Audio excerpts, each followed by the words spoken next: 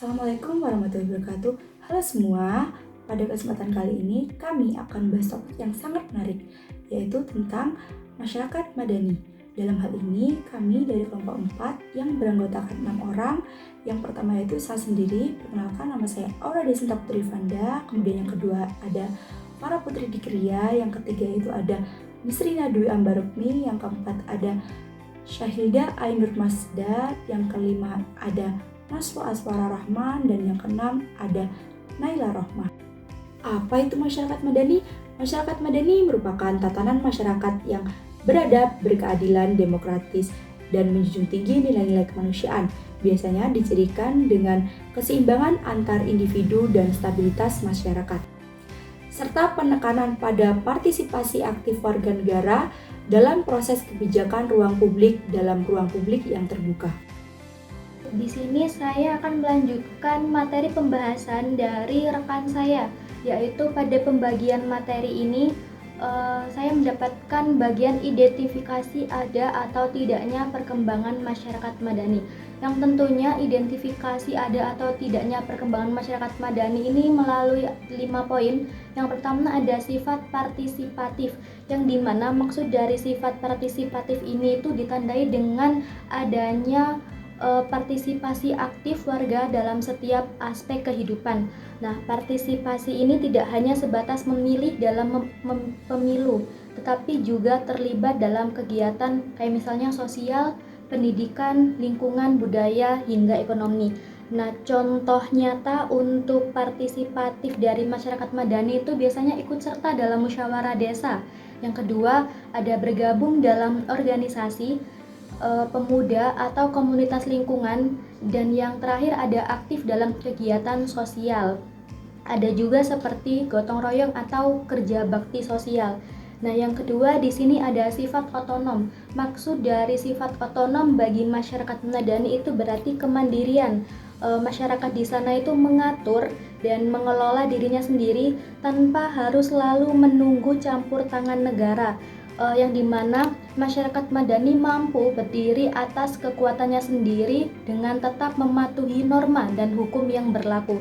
Contoh untuk bukti nyatanya bahwa sifat masyarakat madani itu bersifat otonom, yaitu adanya koperasi desa, yang dimana di sana itu dikelola warga untuk meningkatkan ekonomi mereka sendiri.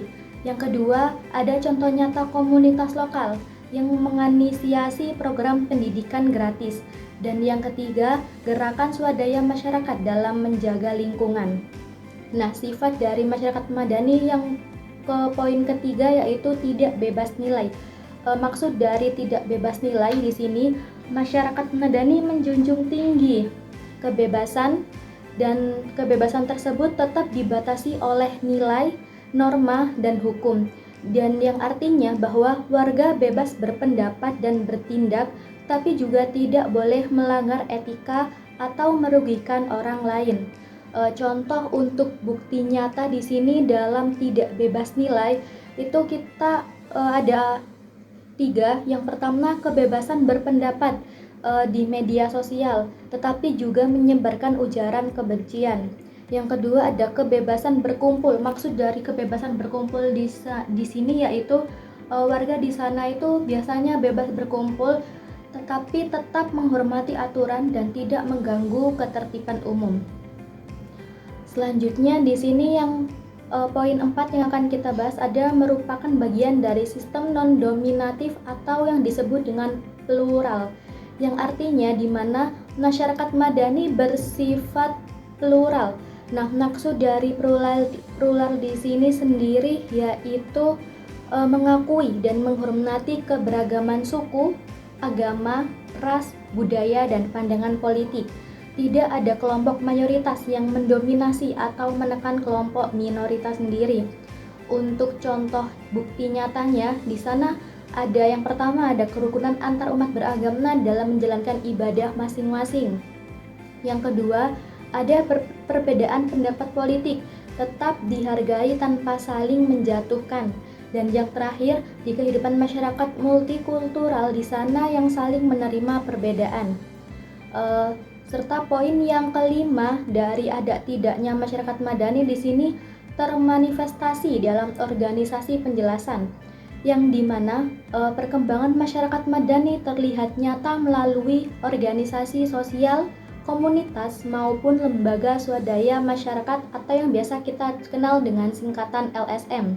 Nah, organisasi ini menjadi wadah bagi masyarakat madani untuk menyalurkan aspirasi, memperjuangkan hak, serta mengawasi jalannya pemerintahan. Untuk contoh bukti nyata sendiri di sana itu LSM memperjuangkan hak lingkungan, pendidikan, atau kesehatan. Yang kedua ada Karang Taruna sebagai wadah generasi muda di desa, kelurahan, komunitas, atau budaya dan literasi yang aktif menghidupkan masyarakat. Masyarakat madani mempunyai 5 karakteristik. Yang pertama yaitu ada free public sphere, yang dimana tersedianya ruang publik yang bebas bagi seluruh masyarakat madani untuk bebas menyampaikan suatu pendapat atau partisipasinya tanpa adanya diskriminasi. Yang kedua, ada keadilan sosial, di mana masyarakat madani akan melakukan perlakuan atau mendapatkan perlakuan yang adil bagi seluruh masyarakatnya tanpa adanya diskriminasi. Nah, yang ketiga yaitu ada demokrasi, di mana masyarakat madani sangat-sangat menjunjung tinggi nilai-nilai demokratis seperti bermusyawarah, mengambil suatu keputusan dengan adil, dan menerima semua pendapat dengan baik dan bijak tanpa adanya diskriminasi dari manapun. Yang keempat ada pluralisme, di mana seharusnya masyarakat madani mengakui suatu keberagaman yang ada di Indonesia seperti keberagaman suku, budaya, pandangan, dan juga agama. Yang kelima ada sikap toleran. Jadi, masyarakat madani seharusnya hidup secara bersamaan dengan damai meskipun berbeda pandangan, tujuan, agama, dan juga budaya. Selanjutnya saya akan menjelaskan prasyarat menuju masyarakat madani beserta contoh fenomenanya di Indonesia. Yang pertama, kemampuan memenuhi kebutuhan pokok. Masyarakat madani dapat terwujud jika kebutuhan dasar seperti pangan, sandang, dan papannya terpenuhi. Namun, di Indonesia masih terjadi fluktuasi harga bahan pokok. Salah satunya adalah kenaikan harga cabai rawit yang mencapai Rp55.000 per kilogram. Nah, fenomena ini menunjukkan bahwa stabilitas pangan masih menjadi tantangan dalam memenuhi kebutuhan hidup masyarakat. Kemudian yang kedua, kualitas sumber daya manusia yang tinggi. SDM yang unggul sangat penting untuk membangun masyarakat yang maju, kritis, dan produktif. Pemerintah terus melakukan berbagai upaya, salah satunya lewat program Kampus Merdeka. Nah, namun program ini kini diarahkan menjadi kampus berdampak, yaitu kampus yang bukan hanya memberikan pengalaman belajar, tetapi juga berperan dalam menyelesaikan permasalahan nyata di masyarakat. Langkah ini diharapkan dapat meningkatkan kualitas lulusan secara lebih relevan. Yang ketiga, kemandirian pembiayaan. Masyarakat madani adalah masyarakat yang mampu mengelola pembiayaan secara mandiri tanpa ketergantungan berlebihan pada pihak luar. Contoh fenomenanya adalah gerakan Bangga Buatan Indonesia dan program P3DN yang mendorong penggunaan produk lokal. Pemerintah menargetkan jutaan UMKM untuk masuk ke platform digital agar mampu bersaing dan mandiri dari sisi ekonomi. Yang keempat, ketahanan nasional yang dinamis. Ketahanan nasional sangat dipengaruhi kondisi global, misalnya konflik di Timur Tengah yang melibatkan beberapa negara besar. Nah, situasi ini dapat berdampak pada perekonomian Indonesia, terutama di sektor energi dan perdagangan. Oleh karena itu, masyarakat Indonesia perlu membangun ketahanan nasional yang adaptif agar mampu menghadapi perubahan geopolitik dunia. Dengan memenuhi 4 prasyarat ini, pemenuhan kebutuhan pokok, peningkatan kualitas SDM, dan kemandirian pembiayaan, serta ketahanan nasional yang dinamis, Indonesia dapat semakin mendekati terwujudnya masyarakat madani yang sejahtera dan berkeadaban. Untuk mewujudkan masyarakat madani, ada beberapa langkah penting yang harus dilakukan. Langkah-langkah ini saling berkaitan dan tidak dapat berdiri sendiri. Jika salah satu diabaikan, maka proses menuju masyarakat madani akan berjalan lambat atau bahkan gagal. Langkah yang pertama, yang sangat fundamental adalah memperkuat supremasi hukum. Supremasi hukum berarti menempatkan hukum sebagai kekuasaan tertinggi dalam kehidupan bernegara. Dalam masyarakat madani, hukum tidak boleh dipengaruhi kekuasaan, uang, atau kedudukan seseorang. Hukum harus menjadi pelindung bagi seluruh warga, terutama kelompok yang rentan dan membutuhkan perlindungan. Ketika hukum ditegakkan secara adil dan konsisten, masyarakat akan merasa aman.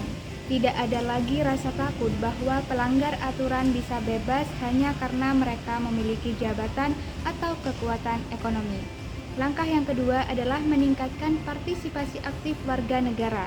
Masyarakat madani tidak mungkin tercipta jika warganya bersikap pasif, tidak peduli atau menyerahkan sepenuhnya urusan negara kepada pemerintah.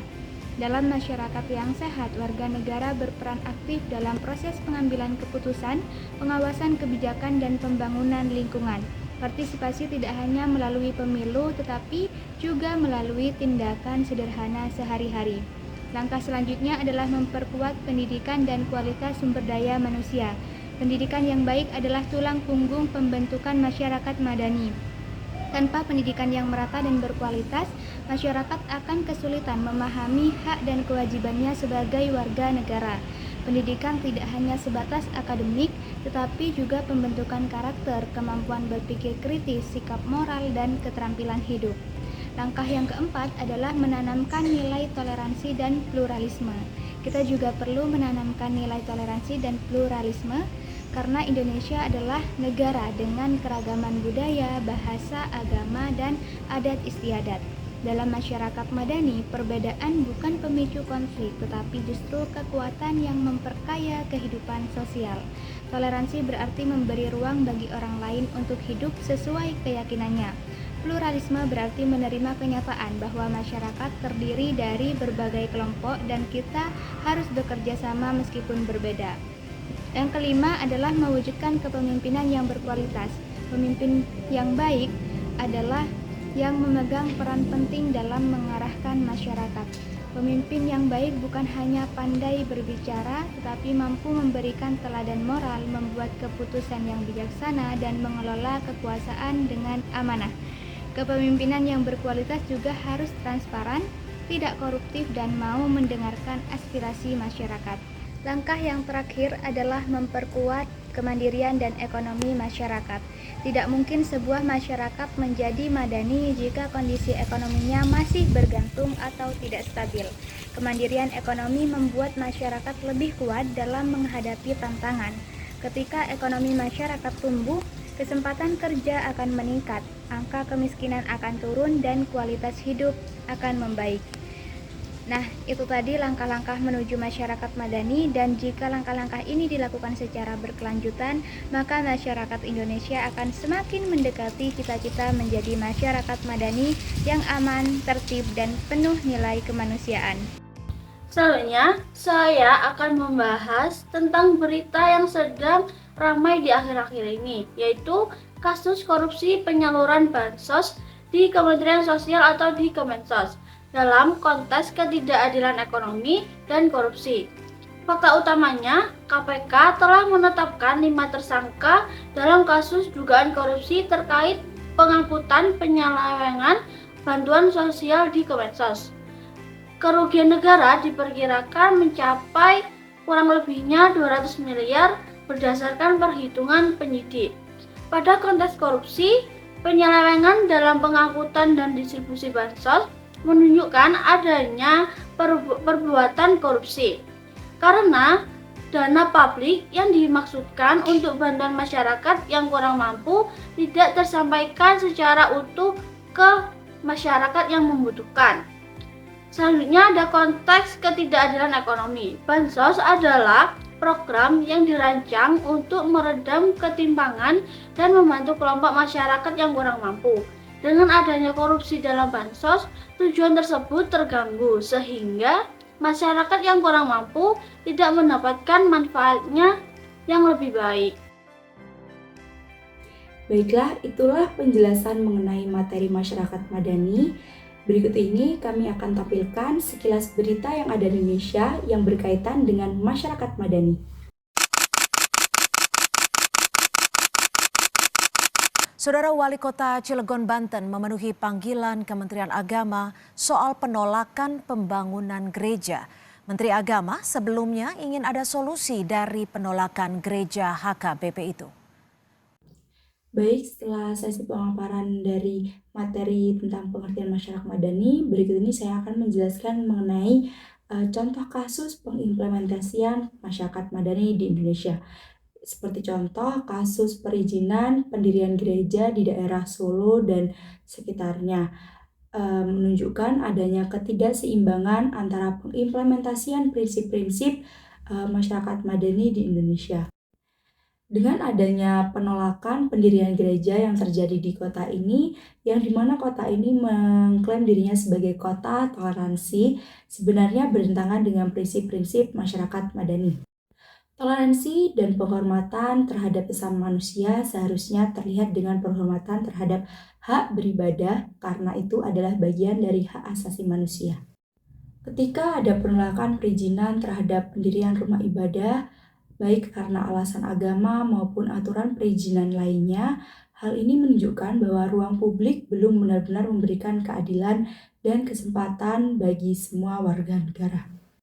Lembaga seperti FKUB atau Forum Kerukunan Umat Beragama pada dasarnya dibuat untuk memastikan atau menyelesaikan konflik, mencari jalan tengah, dan memastikan bahwa umat, mayoritas, atau minoritas tetap dihargai atau dihormati. Namun, jika mekanisme ini justru dipengaruhi oleh kepentingan mayoritas yang tidak mampu memberikan keputusan yang adil, maka perannya menjadi tidak efektif. Kegagalan dalam kasus semacam ini menunjukkan bahwa negara belum menjalankan fungsi pentingnya sebagai penjamin hak warga negara. Negara seharusnya hadir untuk memastikan semua orang diperlakukan secara setara dan dapat menjalankan keyakinannya tanpa adanya diskriminasi. Di sini selanjutnya kelompok kami mengusung mengenai berita tentang penolakan tempat ibadah. Bagaimana tantangan toleransi beragama di Indonesia. Di sini sudah upaya pembangunan tempat ibadah oleh kelompok keagamaan minoritas kembali menuai penolakan dari sebagian warga di salah satu daerah. Nah, peristiwa ini memunculkan diskusi hangat tentang masih rapuhnya praktis toleransi beragama di Indonesia. Nah, kelompok yang menolak beralasan bahwa pembangunan tersebut tidak sesuai dengan kondisi lingkungan setempat, namun juga ada organisasi masyarakat sipil, ada aktivitas HAM dan kelompok lintas iman menilai penolakan tersebut sebagai bentuk diskriminasi atau serta pelanggaran hak konstitusional untuk beribadah. Nah, mereka sangat mendesak pemerintahan setempat untuk bersikap tegas dan memastikan proses hukum berjalan adil tanpa tekanan mayoritas. Nah, pemerintahan daerah menyatukan akan meninjau kembali kasus tersebut dan mengimbau warga tetap menjaga persatuan. Nah, kasus ini juga menjadi pengingat bahwa meskipun Indonesia hidup dalam keberagaman, tantangan toleransi beragama masih membutuhkan perhatian serius dari semua pihak. Akhir-akhir ini, Indonesia dikabarkan dengan peristiwa penolakan pembangunan gereja yang kembali terjadi di Depok, yang sebelumnya bahkan terjadi di Cilegon maupun di Semarang. Hal ini berarti menunjukkan bahwa nilai-nilai masyarakat madani di Indonesia masih tergolong rendah dan perlu untuk diperkuatkan. Dalam masyarakat madani, setiap warga negara memiliki hak yang sama dalam beragama tanpa melihat adanya suatu perbedaan. Lantas, jika hal ini masih terjadi di masyarakat Indonesia, khususnya di masyarakat madani, apa yang patut kita pertanyakan? Ketika rumah ibadah ditolak karena hanya perbedaan keyakinan, hal itu berarti hak dasar untuk menjadi beragama dalam masyarakat madani sebelum sepenuhnya dihormati. Dalam nilai penting dalam bertoleransi, bukan hanya sekedar hidup secara berdampingan saja, tetapi menerima suatu perbedaan di kelompok maupun di lingkungan masyarakat itu sendiri. Penolakan rumah ibadah menunjukkan bahwa sebagian besar masyarakat madani masih memandang perbedaan sebagai suatu ancaman, bukan menjadi suatu kekayaan sosial. Karena itu, suatu penolakan pembangunan rumah ibadah di berbagai negara atau di berbagai daerah di Indonesia menjadi cermin bahwa kita masih belajar menjadi masyarakat madani yang sepenuhnya. Kritik ini bukan hanya untuk menyalahkan satu pihak saja, tetapi kita saling mengingatkan bahwa Indonesia adalah negara yang beragam, yang hanya memiliki rasa kuat yang tinggi untuk memiliki satu sama lain, dan seharusnya kita akan menjunjung nilai-nilai toleransi dalam beragama.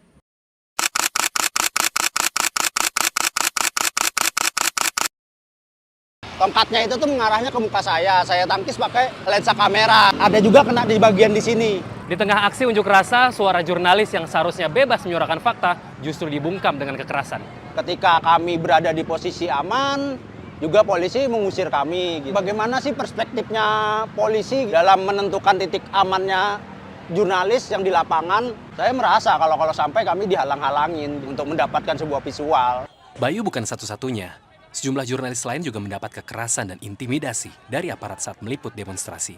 Selanjutnya, saya akan menyampaikan kritik terhadap berita mengenai kekerasan dan pembungkaman terhadap jurnalis di Indonesia dengan menggunakan beberapa sudut pandang teori. Pertama, jika dilihat dari perspektif hak asasi manusia, tindakan kekerasan terhadap jurnalis merupakan pelanggaran serius terhadap kebebasan berekspresi dan hak publik untuk memperoleh informasi. Pasal 19 DU HAM menegaskan bahwa setiap orang memiliki hak untuk mencari, menerima, dan menyampaikan informasi. Ketika jurnalis diintimidasi saat meliput, itu menunjukkan bahwa negara belum optimal dalam menjamin perlindungan bagi pekerjaan media. Kedua, dari sudut komunikasi massa, fenomena ini berpotensi menciptakan chilling effect, yaitu rasa takut yang membuat jurnalis enggan memberitahukan isu-isu penting. Ini sangat berbahaya karena proses penyaringan informasi atau gatekeeping menjadi tidak lagi berdasarkan profesionalitas tetapi kecemasan. Akibatnya, masyarakat tidak mendapatkan berita yang jujur dan komprehensif. Ketiga, ditinjau dari teori demokrasi, pers berfungsi sebagai watchdog yang mengawasi jalannya kekuasaan. Ketika jurnalis justru malah menjadi korban kekerasan, berarti ada masalah dalam sistem demokrasi. Pembungkaman jurnalis dapat mengarah pada melemahnya kontrol sosial, sehingga pemerintah atau aparat dapat bertindak tanpa pengawasan publik yang memadai. Selain itu, jika kita melihat dari sudut pandang sosiologi, kekerasan terhadap jurnalis bisa dikategorikan sebagai kekerasan struktural. Kekerasan ini bukan hanya terjadi secara fisik, tetapi juga melalui pembatasan akses, sensor, dan intervensi terhadap liputan. Semua ini terjadi karena adanya ketimpangan kekuasaan antara jurnalis dan pihak yang mereka awasi. Jika kita melihat dari aspek etika media, jurnalis sebenarnya menjalankan fungsi pelayanan publik. Mereka bekerja untuk memastikan masyarakat mendapatkan informasi yang benar. Nah, ketika pekerjaan ini justru dihambat dengan kekerasan, berarti ada pihak yang tidak menghargai prinsip transparansi dan keterbukaan informasi. Melalui berbagai sudut pandang tersebut, dapat kita simpulkan bahwa kekerasan terhadap jurnalis bukan hanya persoalan profesi, tetapi persoalan demokrasi, etika, dan hak asasi manusia. Karena itu, perlindungan terhadap jurnalis harus menjadi prioritas agar kebebasan pers tetap terjaga. Selanjutnya, saya akan mengkritik berita yang berjudul Jurnalis Dibungkam Kekerasan dan Intervensi Warnai Aksi 25 hingga 30 Agustus 2025 yang diterbitkan oleh AJI. Merupakan laporan penting karena menyoroti pentingnya kekerasan terhadap jurnalis saat meliputi aksi massa. Berita ini memperlihatkan bahwa pembatasan kerja jurnalistik masih menjadi masalah serius, terbukti dari sejumlah peristiwa yang telah dicantumkan oleh AJI. AJI mencatat jurnalis foto dari Antara dan Tempo dipukul saat meliputi aksi di Makobrimob Kuitang pada 28 Agustus 2025. Sementara di Jambi, 8 jurnalis terjebak dalam situasi kekerasan hingga mobil dinas mengalami pembakaran. Bukti lain muncul dari laporan mengenai seorang penulis TV One yang dipukuli dan ditangkap saat melakukan siaran langsung melalui media sosial. Data-data tersebut menunjukkan bahwa kekerasan terjadi di beberapa wilayah sekaligus, menandakan pola sistematik yang perlu direspon serius. Dengan demikian, meskipun berita ini kuat dalam aspek advokasi dan memberikan bukti konkret tentang kekerasan yang dialami jurnalis, kualitas jurnalistiknya dapat ditingkatkan melalui penyajian data komparatif, transparansi, metode pengumpulan data, serta pernyataan perspektif pihak lain agar laporan lebih komprehensif, berimbang, dan berdampak. Berangkat dari laporan Aliansi Jurnalis Independen atau AJI mengenai kekerasan dan intervensi yang dialami jurnalis selama aksi 25 hingga 30 Agustus 2025. Peristiwa tersebut menyoroti ketimpangan antara praktik di lapangan dan prinsip masyarakat madani. Masyarakat madani idealnya menjunjung demokrasi, kebebasan berpendapat, toleransi, pluralisme, dan keadilan sosial. Ruang publik harus menjadi tempat yang bebas bagi setiap individu untuk menyuarakan pendapat, menyebarkan informasi, dan mengawasi kebijakan pemerintah tanpa tekanan atau rasa takut. Kasus kekerasan terhadap jurnalis, pembatasan peliputan, dan pembungkaman pers menunjukkan kegagalan aparat dalam menegakkan prinsip masyarakat madani. Subordinasi ruang publik pada kepentingan politik atau keamanan bertentangan dengan karakteristik masyarakat madani yang menekankan kemandirian, supremasi hukum, serta hak warga untuk berperan aktif dalam pengawasan sosial. Hal ini juga mencerminkan lemahnya fungsi civil society sebagai pengawas demokrasi. Media independen menjadi elemen penting untuk memastikan transparansi, akuntabilitas, dan ketidakadilan sosial. Kekerasan terhadap pers bukan sekadar pelanggaran hak jurnalis, tetapi juga menghambat masyarakat memperoleh informasi yang benar, sehingga praktik demokrasi terganggu dan potensi disinformasi meningkat. Perhatian terhadap praktik pengawasan masyarakat sipil di Indonesia dapat difokuskan pada dua hal.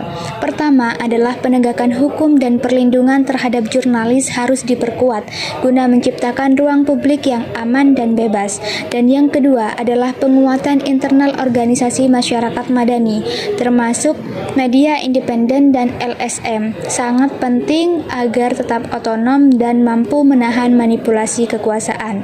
Prinsip masyarakat madani menuntut partisipasi aktif, pluralisme, toleransi, dan sistem kontrol sosial yang kuat terhadap kekuasaan negara. Peristiwa 25-30 Agustus 2025 menjadi pengingat bahwa masyarakat madani tidak muncul secara otomatis. Diperlukan komitmen kolektif dari negara dan masyarakat sipil untuk menjunjung supremasi hukum, melindungi kebebasan pers, dan menegakkan keadilan sosial.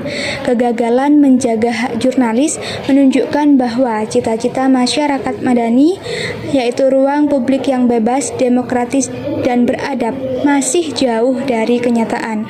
Upaya membangun masyarakat madani di Indonesia harus menitik beratkan pada perlindungan jurnalis sebagai bagian kunci ruang publik, sekaligus penguatan civil society agar demokrasi substantif dapat benar-benar terwujud.